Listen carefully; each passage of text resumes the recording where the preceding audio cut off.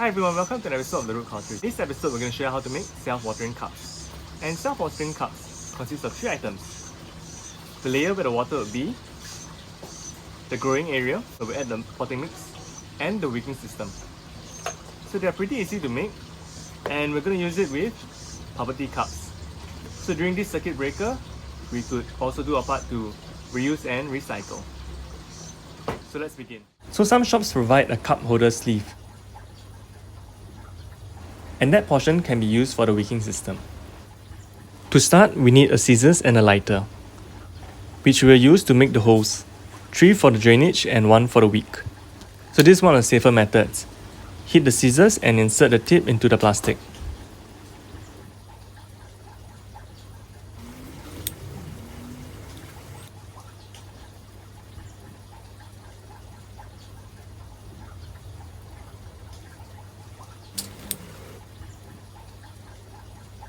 So once done, this should be the 4 points.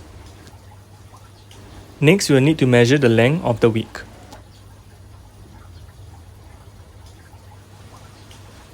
The length of the wick should be half the height of the growing pot.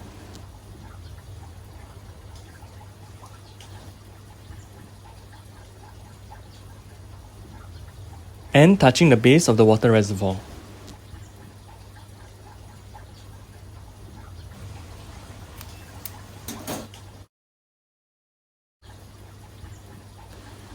After that, we will insert the string through the middle.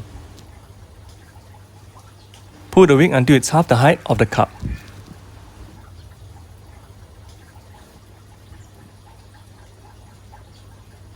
So how much water to add?